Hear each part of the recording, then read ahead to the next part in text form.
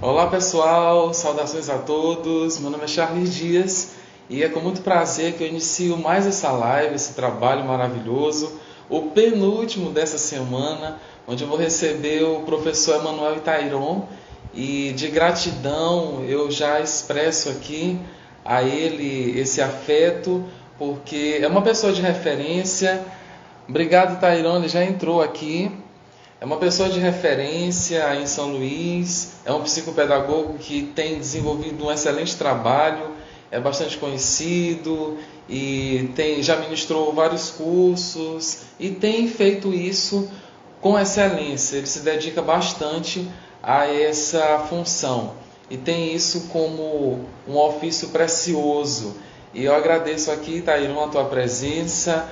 Pessoal, vou colocar aqui o tema da live.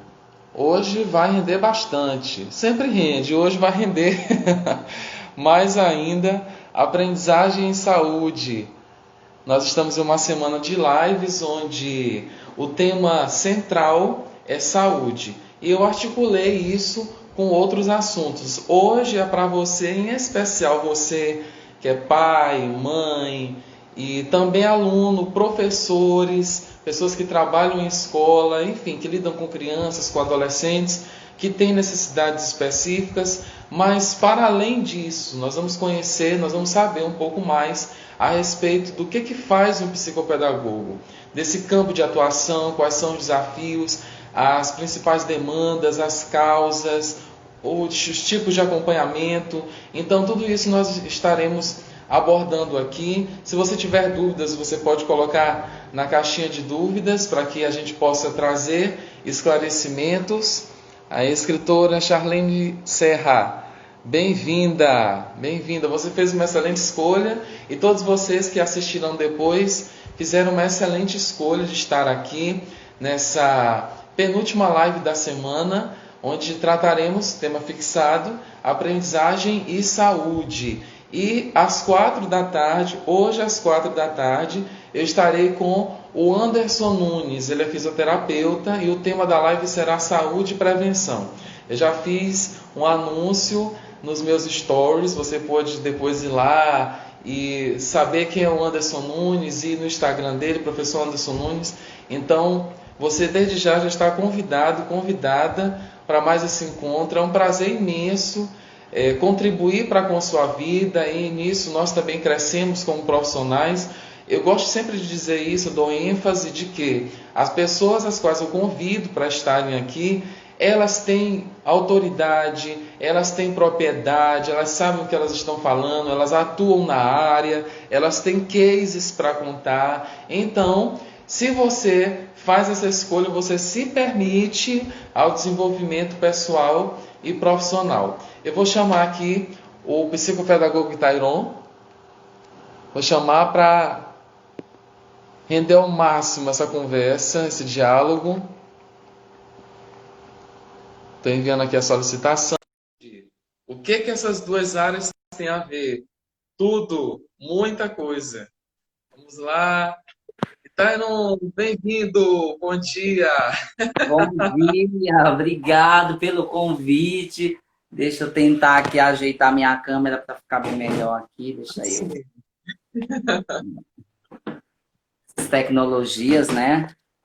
Pois é, essas tecnologias, elas são desafiadoras e são maravilhosas, porque proporcionam esse É, tipo de encontro basta saber que conhecer, não né? Tá dando para permite me a ouvir gente bem? aprender. Tá tudo ótimo. E contigo? Tá tudo bem, graças a Deus, né? Nessa sábado ensolarado e que a gente está aproveitando também para compartilhar conhecimento, né? Estamos aqui. Agradeço de Verdade. coração o convite. Eu que te agradeço também. Rita de Cássia Rodrigues, a pastora Cássia, bem-vinda. Então, Itairon, eu vou direto ao ponto.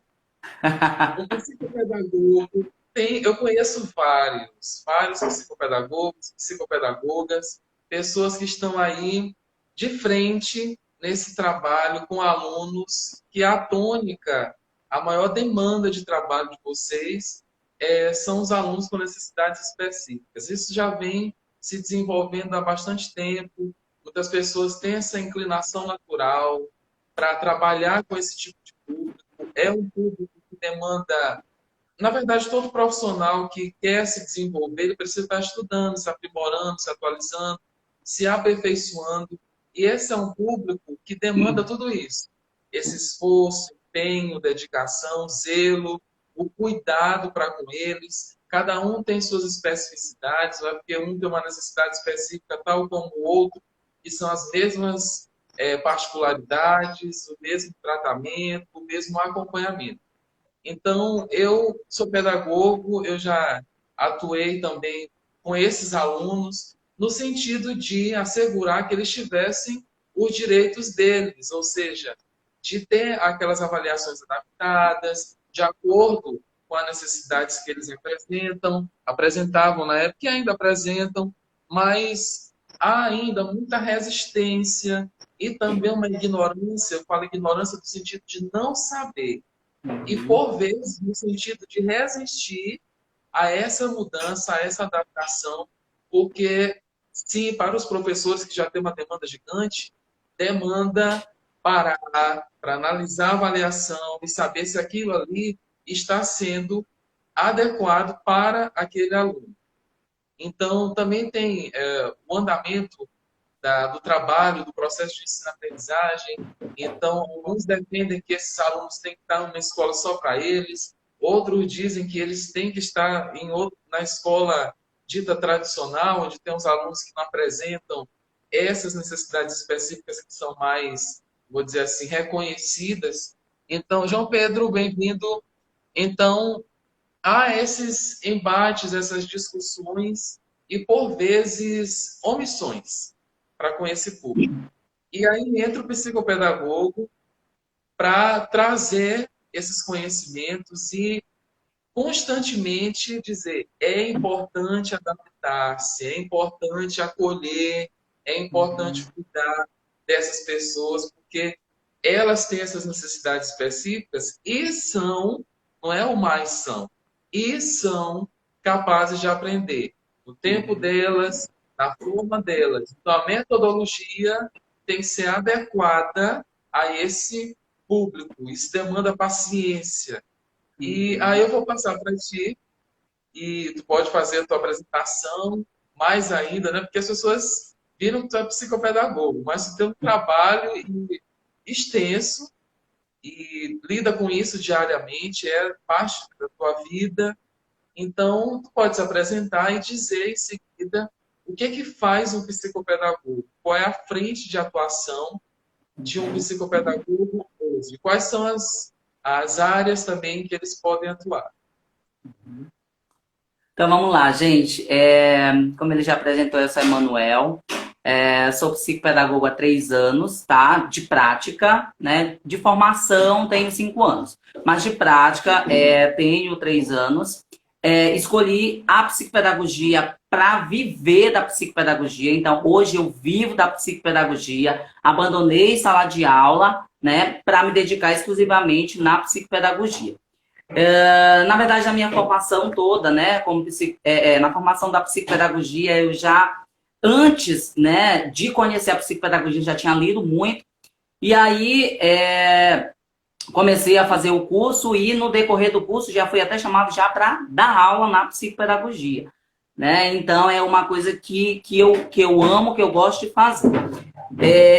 Uma outra questão que a gente precisa, né, colocar é que a psicopedagogia todo mundo acha lindo, tem muitas pessoas, né, que buscam o curso, que buscam fazer. Mas a gente tem que entender o seguinte: a psicopedagogia ela não é apenas algo ideal, ela é real. Né? E aí, quando a pessoa se encontra com a psicopedagogia, deixa a psicopedagogia ideal e busca a psicopedagogia real, é que surgem os desafios. Né? Que desafios são esses? Do diagnóstico, do prognóstico, da avaliação, da identificação dos transtornos, né, de aprendizagem e também dos transtornos globais do desenvolvimento, tá? E aí você falava aí sobre questão de adaptações, a gente precisa compreender quem realmente é o indivíduo que precisa dessas adaptações, né? Porque nem sempre um autista precisa de uma adaptação, nem sempre um autista precisa de um PEI, nem sempre uma criança que tem transtorno global de desenvolvimento precisa de uma adaptação. Porque o que a gente acaba fazendo? São os rótulos. Qual é a função do psicopedagogo, né? A função do psicopedagogo, além de instruir, né? E aí é preciso ver aonde que esse psicopedagogo vai atuar. Primeiro, nós temos 4 áreas de atuação da psicopedagogia. E uma coisa que eu quero esclarecer em relação a essa forma de atuação é que psicopedagogia é psicopedagogia, tá? Psicopedagogia é psicopedagogia. Não tem esse negócio, porque eu sou só institucional, porque eu sou só clínico. Essas questões, elas são áreas de atuação da psicopedagogia, tá? Então, eu tenho 4 dimensões em que eu posso atuar. Eu posso atuar no âmbito institucional. O que é isso? Atuar no âmbito institucional é justamente identificar, dentro do âmbito institucional, quais são os principais problemas de aprendizagem que surgem, né? E avaliar aquele indivíduo, mas no âmbito institucional. E aí, Charles, é uma preocupação que eu tenho muito grande em relação à confusão que muitos psicopedagogos fazem no campo de atuação. Porque, por exemplo, tem pessoas abrindo reforço escolar com atendimento psicopedagógico. Tem escola que contrata psicopedagogo para fazer atendimento psicopedagógico dentro da escola. Isso é errado, tá? Isso é errado, por quê? Porque a psicopedagogia institucional, ela tem os seus elementos de investigação próprios, tá? Então, o que o psicopedagogo institucional vai fazer? Ele vai observar, né, aquele comportamento, vai aplicar alguns testes com a criança, tá? Pode fazer uma pequena anamnese com a família, faz a sondagem com a escola, a sondagem com o professor, tá? E vai identificar um possível problema de aprendizagem. E aí, o que ele faz? Ele vai elaborar um relatório psicopedagógico, vai chamar a família e vai encaminhar aquela família para fazer uma avaliação psicopedagógica. E olha só, o psicopedagogo institucional não pode, em hipótese alguma, atender a criança daquela escola onde ele é o psicopedagogo institucional. O Código de Ética não permite, tá? Então, o psicopedagogo institucional, ele vai o quê? Ele vai criar, né? Se já tem crianças que já são diagnosticadas, ele vai ali auxiliar os professores se precisa de uma atividade adaptada, né, vai avaliar as 4 condições da neurobiologia do indivíduo na sua dimensão cognitiva, na sua dimensão afetiva, na sua dimensão orgânica e na sua dimensão social, né? Então, o psicopedagogo dentro da instituição, ele tem esta função.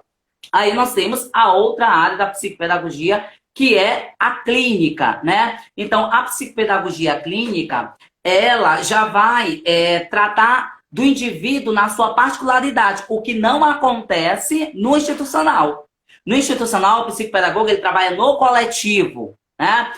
Por exemplo, eu tenho uma turma que ela é indisciplinada, nenhum professor consegue dar aula nessa turma. Ou então eu tenho uma turma que ela tem um grande índice de fracasso escolar, são alunos que a maioria da turma estão tirando notas baixas. E aí, qual é a função do psicopedagogo?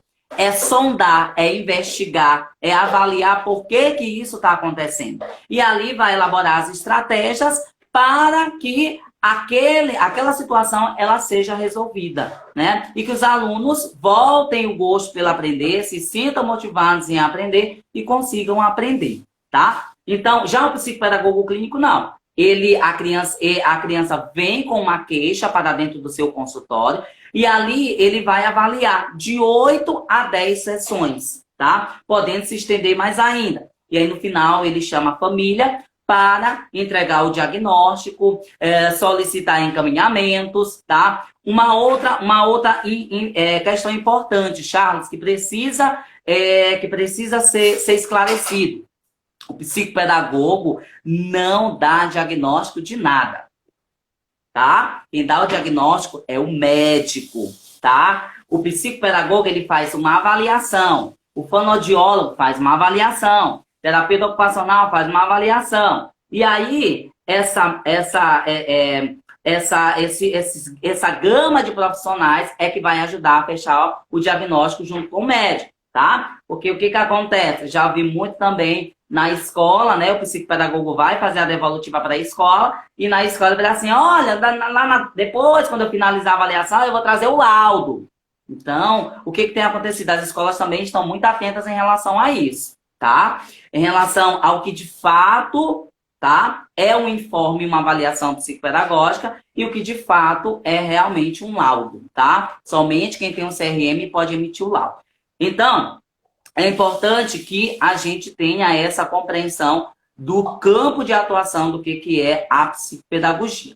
E nós temos a psicopedagogia hospitalar, que a gente não tem tanto aqui no Maranhão, né? A psicopedagogia hospitalar, a gente vê a pedagogia hospitalar, mas a psicopedagogia hospitalar ainda não tem, tá? É um trabalho também que o psicopedagogo faz, certo? E que esse trabalho, ele é juntamente com a equipe médica, né, diante de uma criança e que precise, né, de uma assistência, que precise de estimulação cognitiva. Então, o psicopedagogo tem essa função, tá?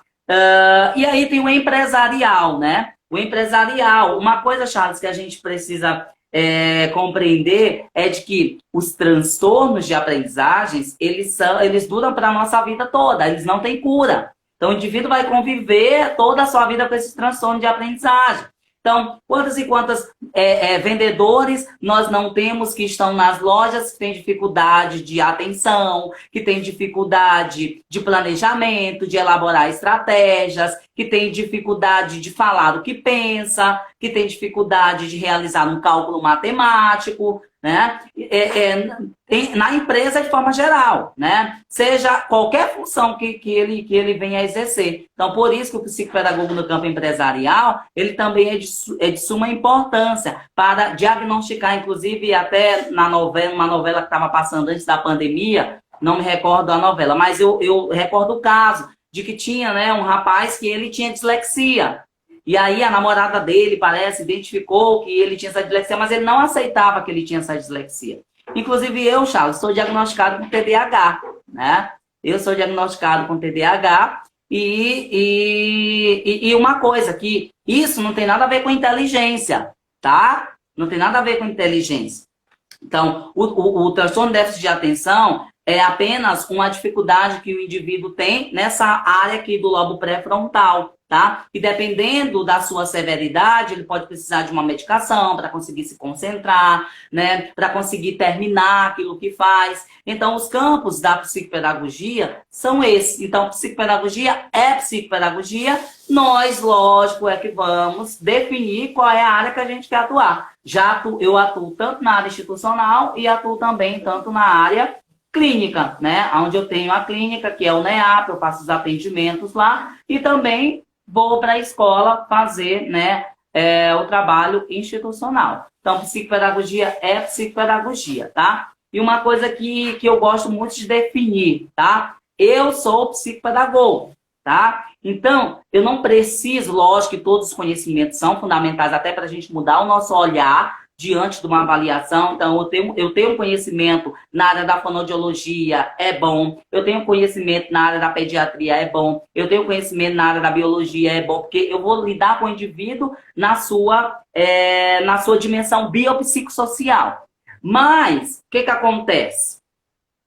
Eu sou psicopedagogo e neuropsicopedagogo. Calma, né? Muita calma. Eu sou psicólogo e sou psicopedagogo. Calma, muita calma. Porque o psicólogo, ele tem a sua dimensão para avaliar. O psicopedagogo tem os seus instrumentos para avaliar. O neuropsicopedagogo também tem um instrumento para avaliar, que é totalmente diferente do psicopedagogo. Então, por que eu estou chamando a atenção para isso? Porque por questões financeiras, né, da família querer... Né? A criança estava precisando do psicólogo e do psicopedagogo, né? Só que as dimensões que iriam ser avaliadas eram dimensões totalmente diferentes. E aí, o que aconteceu? Houve a dificuldade de identificar qual era o problema da criança, porque a mãe conseguiu uma psicóloga que também é psicopedagoga. E aí o relatório dela ficou todo, né? Ficou todo embaraçado, ficou confuso. Porque ela colocou os testes psicopedagógicos junto com os testes psicológicos dela. E aí ficou uma coisa muito confusa para a gente poder avaliar. Então, é importante que a gente, se eu sou psicopedagogo e neuropsicopedagogo, tá, mas a criança chegou para fazer avaliação qual? Neuropsicopedagógica ou psicopedagógica? Porque se for psicopedagógica, eu vou utilizar os instrumentos da psicopedagogia. Se for neuropsicopedagógica, eu vou utilizar os instrumentos da neuropsicopedagogia. Então, eu sempre falo, né, para as meninas, eu tenho um grupo de estudos, né?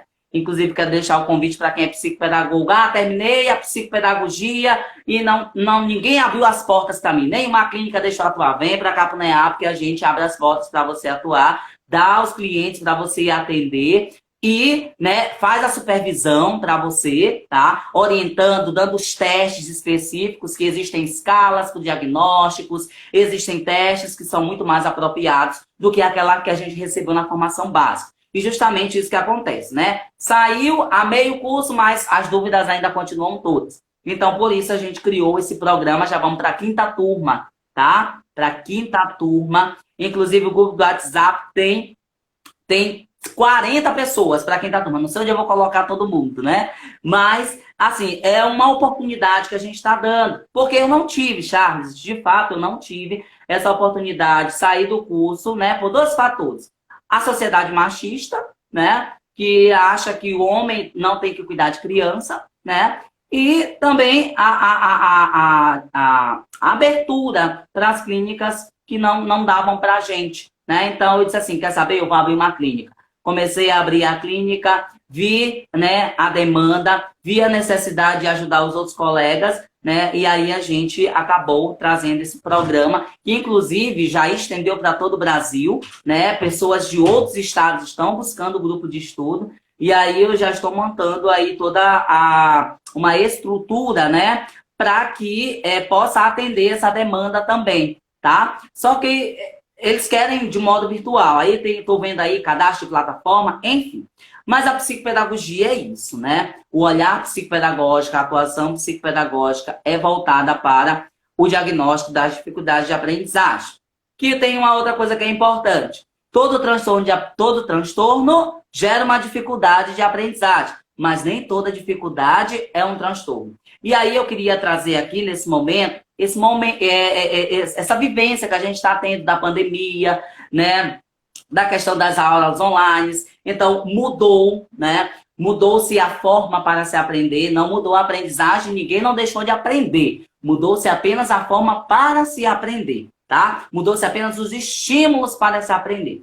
E aí, Charles, tenho recebido muito na clínica, né? Por conta das aulas remotas. Meu filho não está entendendo, meu filho não está compreendendo, meu filho está angustiado, meu filho está desmotivado, né? Essas aulas não funcionam, não presta, e isso e aquilo outro. Então, o que acontece? É preciso a gente ter calma em relação a isso, né? E aí, por conta disso, né, da dificuldade que essas crianças estão tendo, vai para o consultório pensar que é algum tipo de transtorno de aprendizagem, e aí começa toda uma avaliação, o pai chega a desesperar, tá? Existe todo um conjunto de fatores que está propiciando isso, tá? Que pode estar propiciando essa desmotivação, essa desaprendizagem.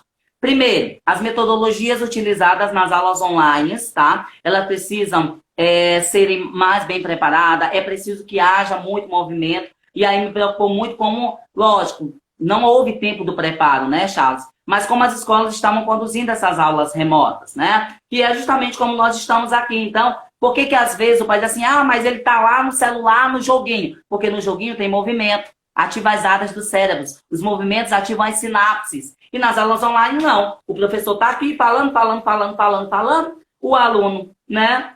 Ou seja, transferiu a aula que o professor dava em sala de aula para as aulas remotas. E aí não tem movimento, não tem algo que chame a atenção. Então isso é uma preocupação que os professores têm que ter. Lógico, reconheço que os coitadinhos batalharam muito, né? Tiveram que se virar, tá? Mas agora como no ano, né, no próximo ano vai acontecer ainda, pelo menos no início, essas aulas remotas, né? Até que saia uma decisão aí do MEC em relação a como que isso vai acontecer, mas a maioria das escolas vão continuar nos remotos. É importante que as escolas aproveitem esse momento para preparar o professor, para dinamizar mais a aula, para mudar, para ver quais são as metodologias, tá, que vão chegar até os alunos e que vão garantir a aprendizagem 100%, né?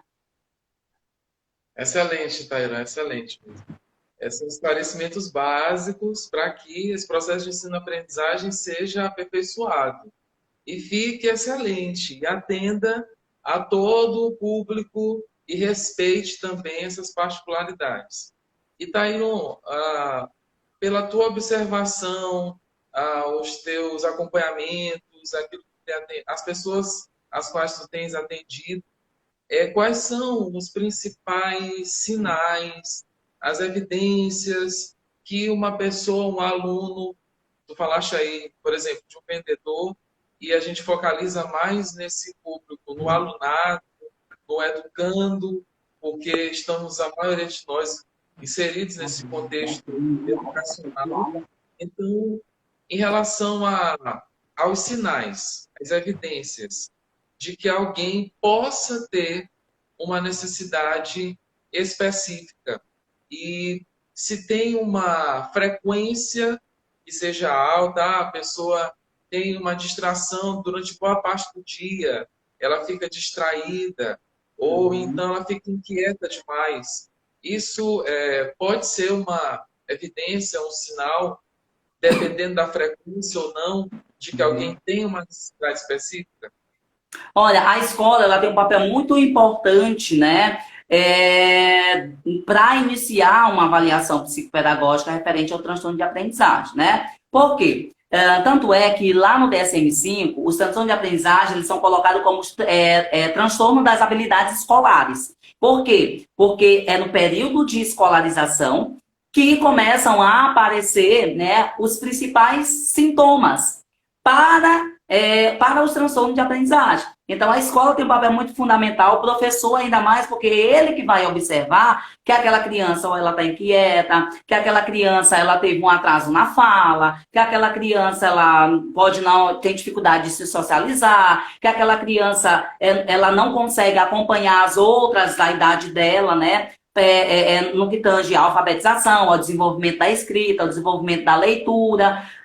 Então, a criança, os indícios são, a criança ela vai mostrando, né, traços que ela não consegue acompanhar aquele determinado, adquirir aquele determinado conteúdo, aquele determinado conhecimento, aquela determinada habilidade. Tá? E aí, Charles, eu coloco uma coisa importante aqui, em relação a gente procrastinar o processo de aprendizagem. Os professores procrastinar esse processo de aprendizagem é assim, não, mas ele está no tempo, não, mas ele ainda está no tempo. Então, a gente precisa ter um olhar, né, bem minucioso em relação a isso. Porque às vezes a gente vai procrastinando, protelando, indo mais para frente, e aí as dificuldades das crianças vão ser muito mais atenuadas, né? Então é importante que a escola se preocupe, que o professor se preocupe em conhecer, Charles, o desenvolvimento infantil. Né? O desenvolvimento infantil, todo educador tem que ter o conhecimento do desenvolvimento infantil, porque ele vai ajudar o educador a identificar se a criança está realmente, né, aprendendo as habilidades para a sua idade, para a idade onde é que ela está. Então, como é que é o cognitivo de uma criança de 3 anos, de 4 anos, de 5 anos, de 6 anos? Que habilidades que elas já deverão ter dentro dessas, né, dentro da sua faixa etária? Então, por isso é importante o conhecimento do desenvolvimento infantil, porque aí a gente vai perceber, opa, essa criança não tem um atraso, então vamos investigar por que há esse atraso, tá? Mas hoje, Charles, estão se tornando cada vez mais precoces, tá? As avaliações psicopedagógicas, tá? Por quê? Porque as crianças, elas estão tendo acesso a estímulos muito mais cedo. Então, elas tendem, sendo estimuladas, elas tendem a se desenvolver cada vez mais, né? Mas uma outra coisa importante é que, quando que começa uma avaliação psicopedagógica? A partir do período de escolarização, mas lógico que a criança ainda vai aprendendo as habilidades, né, da alfabetização, do letramento, da escrita, da leitura. Então, o mais indicado é que nós iniciemos uma avaliação psicopedagógica aos 6 anos. Porque uma criança de 3 anos está no período de escolarização, começou a entrar na escola. Ela não conhece, né, não tem habilidades cognitivas, né, desenvolvidas, habilidades motoras somente as globais, mas precisa desenvolver a fina. né? Ainda está no processo de construção de construção fonológica, né? Então ainda não tem muita clareza na linguagem dessa criança. A simbolização e representação da letra para que ela conheça a letra, o som da letra, né? E a grafia dessa letra. Então, nesse período, não tem como um psicopedagogo avaliar uma criança. Até os 5 anos, não tem como um psicopedagogo avaliar uma criança. Porque ela não tem ainda as habilidades escolares da escrita e da leitura que possa estar gerando aí um transtorno de aprendizagem. Então, professores, muito cuidado na hora de fazer a orientação para a família, indicar, né, o psicopedagogo. Calma, tá? Então, a gente geralmente busca o diagnóstico das crianças a partir dos 6 anos de idade, tá? Porque a gente já entende que ela já está aí no processo, né, no último estágio da sua alfabetização. Então, ela já tem o domínio, né, da leitura, ela já está silabando, né, ela já está escrevendo. Então, ali a gente já começa, nessa faixa etária que a gente realmente começa a fazer uma avaliação. Antes disso, impossível o psicopedagogo identificar algum transtorno de aprendizagem, tá?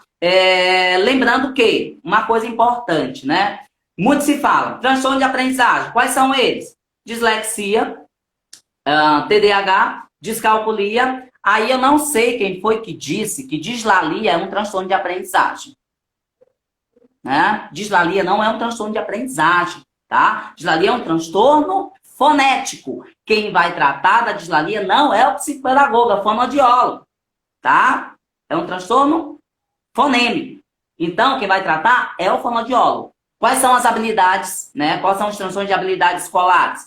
Transtorno de habilidades escolares é dislexia, descalculia, desortografia. Ok? O TDAH é um transtorno do neurodesenvolvimento, tá? Então, o TDAH é um transtorno neurológico, certo? É um transtorno neurológico. Ele se separa um pouquinho dos transtornos escolares, tá? Os transtornos, por quê? Porque o TDAH, para que ele possa se manifestar, não necessariamente ele precisa das habilidades escolares. Tanto é que tem criança diagnosticada com TDAH a partir de 2 anos, já tem diagnóstico hoje de criança com TDAH, porque ele é um transtorno do neurodesenvolvimento, tá? E os outros são transtornos das habilidades escolares. Então é preciso que a gente faça essa distinção. Nesse sentido, o TDAH pode ser diagnosticado antes do processo de escolarização, mas os outros transtornos das habilidades escolares só vão ser diagnosticados quando a criança inicia o processo de escolarização. Entendi. Pessoal, talvez você esteja perguntando assim: essa live é só sobre para falar dos transtornos, enfim? Não. Eu quero dizer o seguinte: nós, a partir do momento que percebemos, que lemos um sinal, uma evidência, algum traço em alguém que possa apresentar uma necessidade específica, se nós cruzamos os braços ou fingimos que não está acontecendo nada, nós nos tornamos responsáveis pelo mau desempenho acadêmico desse aluno, dessa aluna, dessa criança. Então, é necessário que nós tenhamos um olhar apurado, e vocês que estão aqui na live, vocês tomaram essa decisão de ter um olhar apurado, mais afinado, para poder entender essas questões todas, e mesmo que você não apreenda tudo e todo esse arcabouço de conteúdo que é muito relevante, fundamental para nós todos, não só para educadores, mas para os pais também, que inclusive eu quero fazer uma observação e perguntar ao Itairon sobre isso. Eu percebi em vários atendimentos, quando eu fui nesses atendimentos comuns e de rotina, para chamar o pai e, por vezes, dar uma devolutiva acerca de uma solicitação, de como é que tá meu filho aí na escola? Eu vou aí. São poucos os que têm aquela frequência de estar em todas as reuniões, os encontros de pais com mestres ou pais com professores, docentes, enfim. E quando alguns são solicitados para vir, eles têm uma resistência em relação a ouvir aquilo que o filho tem feito ou o comportamento que ele tem apresentado. E quando tem uma questão que envolve uma possibilidade de uma necessidade específica, muitos têm uma resistência e eu acredito que o público em geral, as escolas, os educadores, enfim, eles vão assim temerosos, como se tivesse que pisar em ovos. Lógico que nós temos que ter cautela para saber como dizer, tipo uma professora na faculdade, e nós podemos dizer tudo o que queremos para uma pessoa, desde que saibamos como falar. Como falar. E, por vezes, se é o momento de falar para ele, com quem está perto, fazer uma abordagem assim. Se fosse eu, e pelo que eu conheço desse pai, dessa mãe, como eu posso me reportar a ele, a ela, de uma forma que eu não fale e fique em um tom agressivo, ou pejorativo, ou de deboche? Então, é necessário a gente ter esse cuidado na hora de abordar esses pais. E alguns, Dairon, eles recebem isso, essa informação. Por vezes, nossa, eu estou me incluindo aqui nesse público, porque eu sou pedagogo também, e a gente vai com toda a cautela, a gente certifica de que fez o nosso papel da forma correta. No entanto, eles têm uma resistência. Aí já vai para uma outra linha dessa defesa, da psicologia que não aceita aqui. Mas eles ficam na defesa. Não, meu filho não tem isso. Não imagina. Não, até que lá no começo apresentou alguma coisa, mas eu levei no psicólogo, levei no psicopedagogo, levei no terapeuta, parará, papá, e foi tudo resolvido. Foi tudo resolvido. Ou então é assim, ele só toma um remedinho e pronto. Mas é só quando ele vai fazer uma coisa do dia, aí diz a disciplina lá. Então ele é sempre diminuindo. E a gente, você que é pai, você que é mãe que está olhando essa live, nós entendemos. Nós entendemos. Eu não sou pai, eu acho que Tairon também não, né? Tairon acho que Não, não é pai, ainda não. não é pai. Eu não sou pai, mas eu entendo. Por que a gente entende? É justamente pela palavra famosa, a empatia. A gente se coloca e se imagina, se projeta no lugar do outro, para procurar entender a situação. Então, assim, o que tu pode dizer a esses pais a respeito de aceitar de que o filho tem uma necessidade específica e de que ninguém tem a torta completa, ou seja, quando eu digo que não tem a torta completa, é no sentido de que todos temos áreas de vulnerabilidade e disciplinas e saberes que são mais desafiadores. Eu passei a minha vida inteira escolar, colocando a matemática, o inglês, a física, a química nem tanto, mas principalmente a física e a matemática eram assim os Golias na minha vida. Eu não queria nem ouvir. Até hoje, às vezes eu fico perguntando, gente, como foi que eu passei? Porque eu, sinceramente, não sei. Eu nunca me colocava para estudar, eu conseguia. Mas com esses alunos que têm necessidades específicas, não é simplesmente dizer, vai estudar, lê mais, decora, grava, vê, reproduz. Não é assim. Não é assim. Pode ser que para você funcione, mas para outro ou para ele não funciona dessa forma.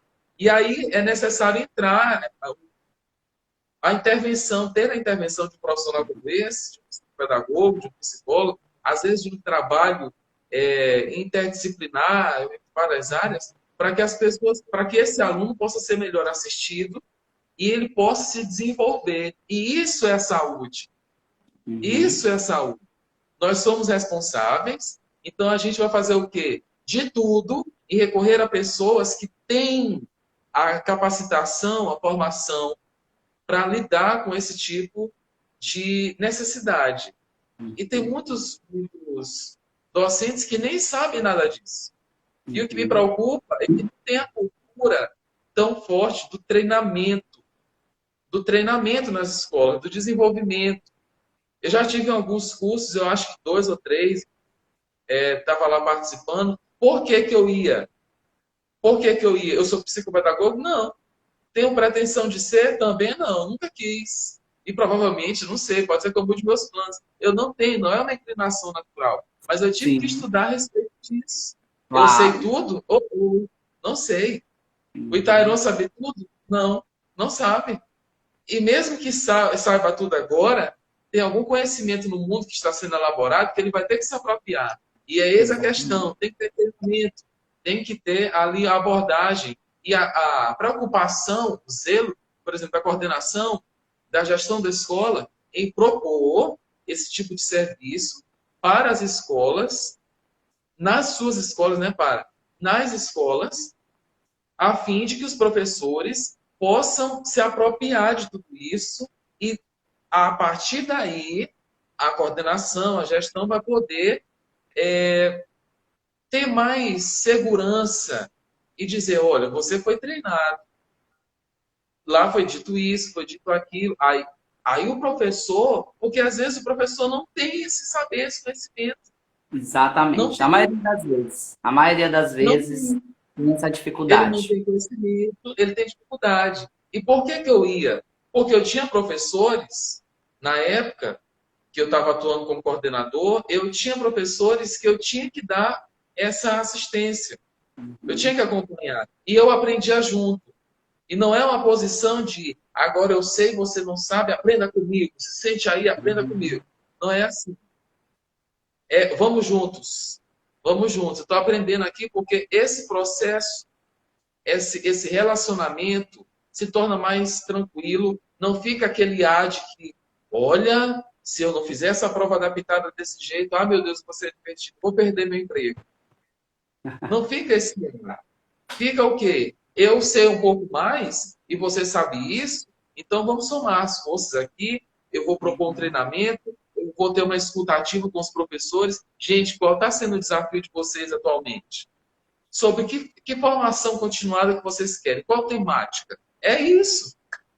E para os pais, é falar isso de forma muito natural, na linguagem deles, porque às vezes, Tairon, eu vou passar para ti a palavra, às vezes eu percebo que, às vezes não, já percebi isso muitas vezes, já presenciei.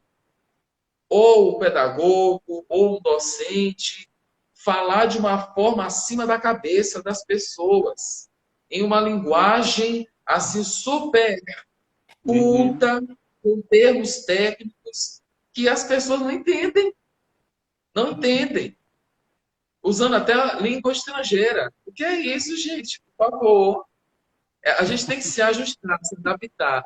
Ah, mas eu sou doutor, eu sou especialista, eu tenho na minha parede vários títulos. Então você tem que ter a capacidade de se ajustar, de se adaptar à linguagem de qualquer outra pessoa que você pensa que está abaixo de você, porque não está.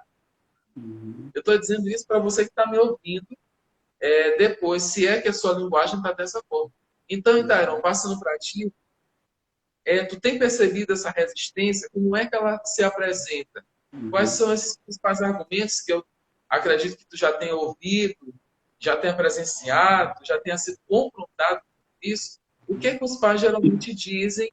E também, qual a mensagem que tu pode deixar para eles, a fim de que eles se confortem, se aquietem? Uhum. Opa, deu uma travadinha. Tá me ouvindo? Ah, voltou. Voltou. Deu uma travadinha, mas voltou. Vamos lá. Charles e todo mundo tá ouvindo a live aí, tá? É o seguinte.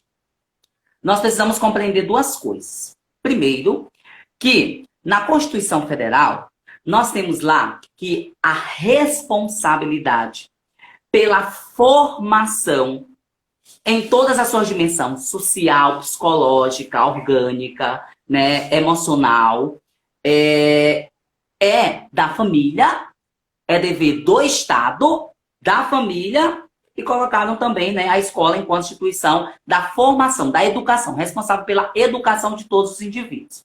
Então, o pai precisa primeiro compreender isso, certo? De que ele é responsável pela educação da criança. E lá no artigo 227 do Código de Direito Penal, diz o seguinte, que a família que não executa, né, não executa essa educação, ela está negligenciando, tá? Ela está negligenciando a educação do filho.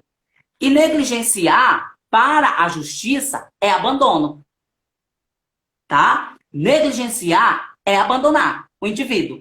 Então, nesse sentido, o pai ele está executando um crime. Crime de quê? Negligência, que é o quê? Abandono. Então, o pai precisa primeiro compreender isso, tá? Precisa primeiro compreender isso. A segunda questão é que o pai ele precisa entender que a escola é uma parceira. Tá? Que a escola é uma parceira. Que a escola está ali para observar, para orientar, né? E também para escolarizar, para educar. O que a gente tem? Eu sempre trabalho, Charles, com evidências factuais, tá? Com evidências factuais. Porque o que acontece? Às vezes, quando a gente não tem um argumento e a gente não tem provas, eu sempre digo para as escolas, guardem todo o material, aonde está sendo apresentada a dificuldade da criança, que são documento. Se você observou, guarde, porque isso você, na hora de você elaborar o seu relatório e apresentar para a família, você vai ter evidências. Olha, mas aqui, olha como está a letra, olha como está aqui o nível silábico dele. Então, isso não está de acordo com o nível cognitivo. Então, eu preciso trabalhar com evidências. A escola precisa trabalhar com evidências. Porque o povo, né, os pais, a sociedade, São Tomé, só acreditam vendo. Tá? Então, o que acontece? Às vezes, né, a escola romantiza demais. Entende? Romantiza demais. E quando a gente romantiza demais, o pai não fica satisfeito. Então, quando eu trabalho em evidências e eu mostro que aquela criança precisa de um atendimento, né, talvez isso mude o comportamento e o olhar da família. Por quê? Porque a família também não entende. Porque a família vai entender de que todo mundo quer ter um filho saudável, mas não entende o que é ser saudável. Né? Ter comorbidades não me impede de fazer determinadas coisas. Como tem um deficiente que ele não tem braço nem perna, mas mesmo assim ele anda, ele come sozinho. Então ele busca caminhos para suprir as suas necessidades. Né? Então, o que acontece?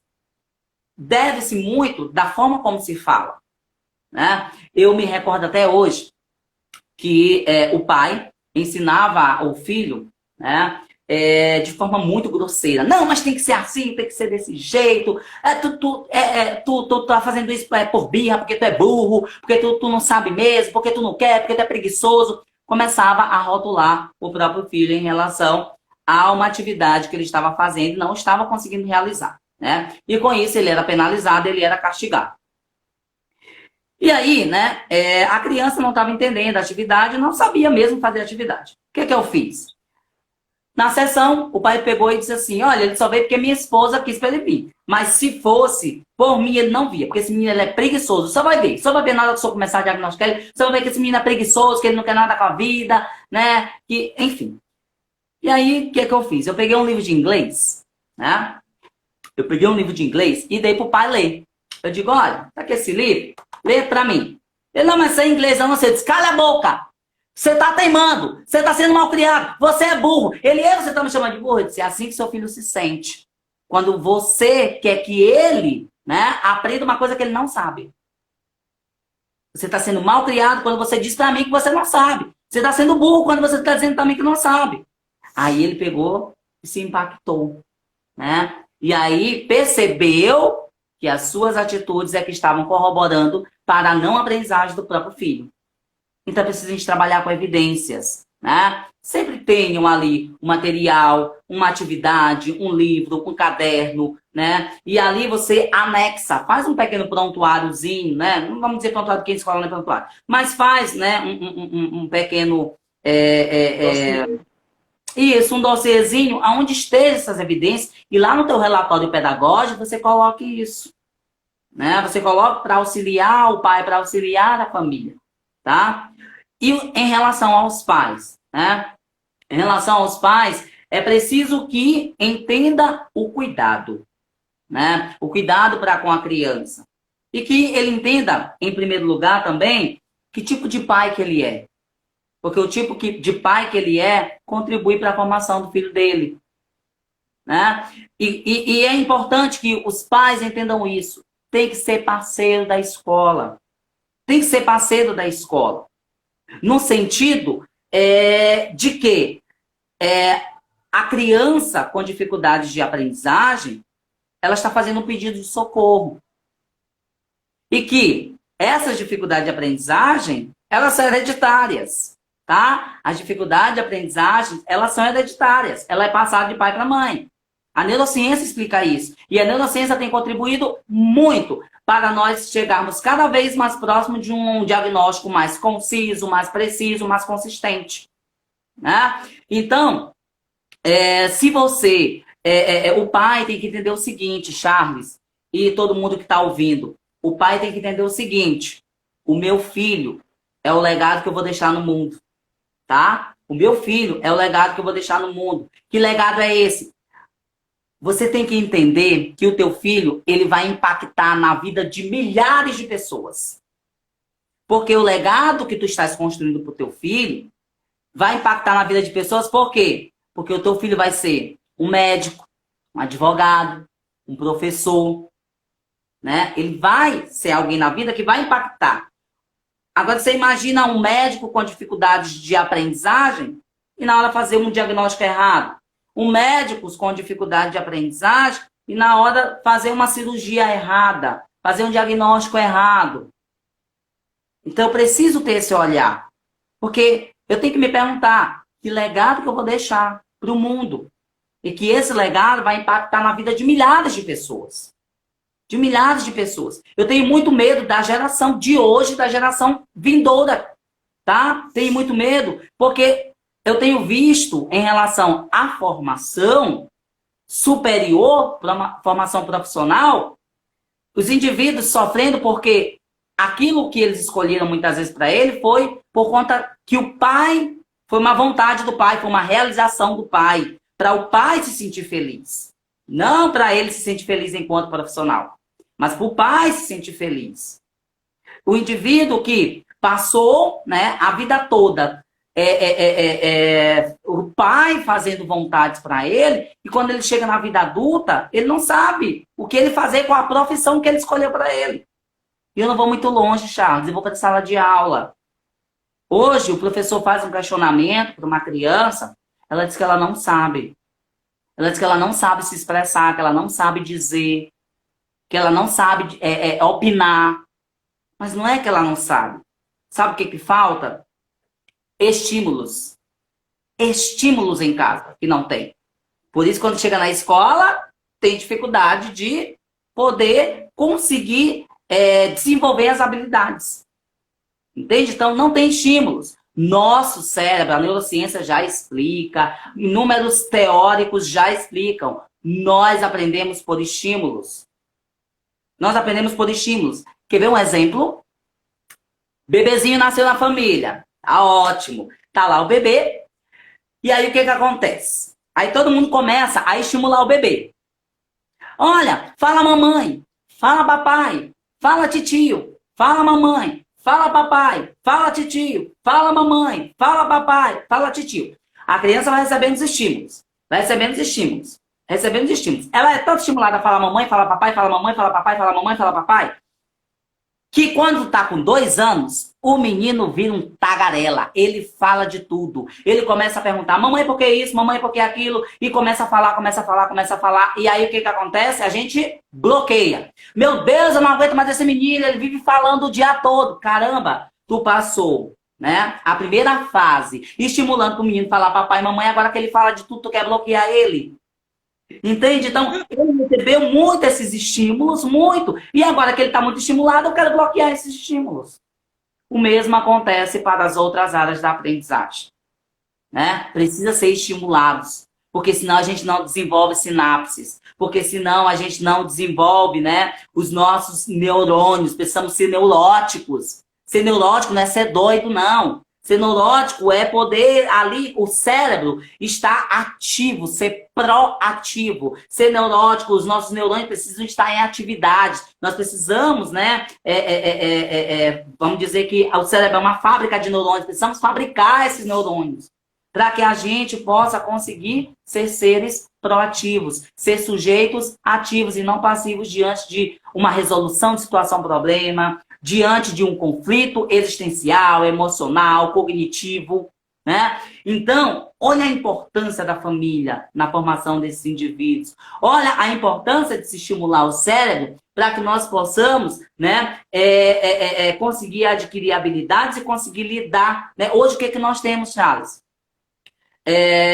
Crianças que têm dificuldade de lidar com as suas próprias emoções.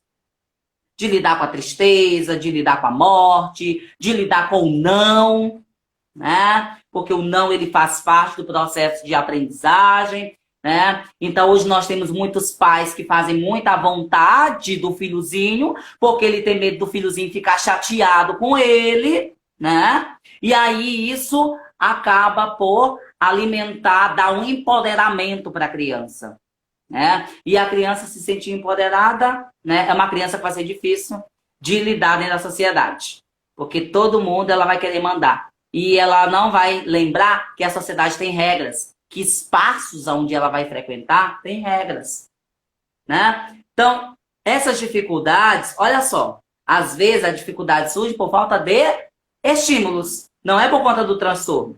E esses estímulos acontecem justamente por conta desses fatores que eu estou acabando de te colocar aqui. Então, pais, vejam como estão educando seus filhos, vejam qual é o legado que vocês estão construindo. Percebam que esses filhos que vocês tanto querem que sejam felizes, porque é preciso que haja uma diferença entre felicidade e prazer, tá? Às vezes o pai, ele não busca a felicidade do filho, ele busca apenas fazer os prazeres, os seus desejos, né? E isso acaba contribuindo para uma decadência, né, na formação dessa criança, desse filho. Então, é importante que vocês observem, atentem, que legado é esse que vocês querem deixar para o mundo, tá? E vejam a escola não como uma ameaça, mas a escola ela é uma aliada. Por quê? Porque a escola, ela faz ciência. Quando a escola faz ciência, significa o quê? Que ela tem metodologias, que ela tem técnicas, né? Para poder chegar para você e dizer assim, olha, a criança está precisando de ajuda porque ela não está desenvolvendo. A criança está precisando de ajuda porque existem fatores que a gente precisa investigar que estão contribuindo, né, para o seu fracasso escolar, para a sua má aprendizagem.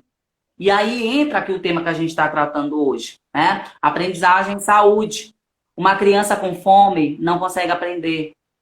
Uma criança que está com um problema na família, uma criança que está com uma angústia, uma criança que está com muita ansiedade, ela não vai conseguir aprender. E isso impacta na saúde da criança, né? Uma criança que tem um transtorno alimentar, isso vai impactar também na aprendizagem dessa criança, né? Então, o tema da gente é muito relevante, porque se a gente não tem saúde, a gente não é nada. Porque é a primeira coisa que a gente precisa ter para a gente poder ir para o trabalho, para a gente poder se comunicar com as pessoas, para a gente se sentir bem. Olha o bem-estar, olha o bem-estar, né? A gente tem que buscar isso todos os dias, esse bem-estar, né? E a nossa saúde, tá? Para que a gente possa ir para o trabalho, conseguir aprender, né? Conseguir ser feliz, né? E também conseguir fazer com que nós possamos alcançar aí o nosso ser, né? Alcançar aí a nossa magnitude, a formação da nossa personalidade, do nosso eu. Uau! Uau! Emanuel, tem alguma mensagem que tu queira compartilhar e tu queira reforçar para finalizar essa live nesses últimos minutinhos aí? Tem algo mais que tu queira dizer, dar ênfase, dar um destaque a mais? Assim, de antemão colocar, né, que não existe ninguém que não aprende, tá? Não existe ninguém que não aprende. Existem diferentes formas, possibilidades para se aprender. E aí, a importância da psicopedagogia em relação à aprendizagem, ela surge, por quê? Porque a psicopedagogia, ela abre o horizonte, ela te dá possibilidades para que o indivíduo consiga, né, observar que ele pode superar aquelas suas dificuldades. Então, busque, né, o psicopedagogo quando necessário, tá? Embora a gente ainda não seja uma profissão legalizada, tá? Isso é importante a gente também colocar, tá, Charles? Nós ainda estamos no processo de legalização dessa profissão, há 40 anos lutando, né, para a legalização da nossa profissão, mas é uma profissão que a maioria, né, dos órgãos públicos tem esse olhar, né, de inserir, inclusive já tem concursos para psicopedagogia. Nós estamos entrando para uma nova fase também da psicopedagogia, embora eu não seja muito a favor, mas eu tenho meus motivos, né, que é a questão da psicopedagogia como graduação. Hoje ela funciona como pós, né? Você faz uma pós de 2 anos, mas existem já instituições como a Uniaselv, a USP também já tem a graduação em psicopedagogia, tá? Mas é uma área que nos ajuda, que nos dá um novo horizonte, tá? É uma área que eu sinto gosto em executar, eu me sinto realizado, né? E você que está assistindo essa live, que é psicopedagogo também, né? Busque, não seja, eu sempre digo para as meninas do grupo de estudo, não sejam psicopedagogas de guardar papel, de guardar diploma, sejam psicopedagogas atuantes, né? E a finalidade do grupo de estudo, Charles, todo mundo sair de lá com clínica. A primeira turma, a Lourdiene, né, saiu com clínica, a Dalu está com clínica, o Ilma está com clínica, a maioria está com clínica, né? Só brincando, só não está com clínica quem é sem vergonha mesmo, porque tem toda ali as orientações para poder ter ali, abrir a sua clínica, né? Mas tudo, cada um tem seu tempo, né? Mas eu sempre digo, aqui, vocês estão aqui no grupo de estudo para isso, né? Vocês estão no grupo de estudo para realizar esse sonho que vocês querem. E vocês não devem sair daqui sem realizar. Então, a mensagem que eu quero deixar é que ninguém, né? Não existe ninguém que não possa aprender, tá? Mas você precisa entender o seu próprio eu. Entender que somos frágeis, mas que nós devemos buscar sempre essa fragilidade. E de que o terapeuta, a escola, eles sempre estão ali para ajudar, né? Eles estão sempre ali para orientar. E isso, né, é algo que vocês devem se apropriar, tá? Vocês devem se apropriar, porque isso é que vai ajudar a vocês a, de fato, superar as suas dificuldades. E, ademais, quero agradecer a cada um que ficou aqui, que, né, compartilhou desse momento com a gente, que comentou, né, que falou, que colocou palminha, ou que só ouviu, né? Silêncio também é uma resposta, tá? É porque não dá para também inserir todo mundo aqui, mas queria aqui deixar o convite, né? Alguém que esteja que queira indicar um psicopedagogo, tá? Pode ir lá no meu Instagram, Psicopedagogo Itairon, chamar para a gente conversar, para fazer uma avaliação, para indicar. Então, estamos aí, tá? Para ajudar cada um de vocês. E queria deixar um convite, tá? No NEAP nós vamos realizar a segunda semana pedagógica. Você está convidado, Charles, tá? Você é meu convidado especial, fico logo sabendo disso, tá?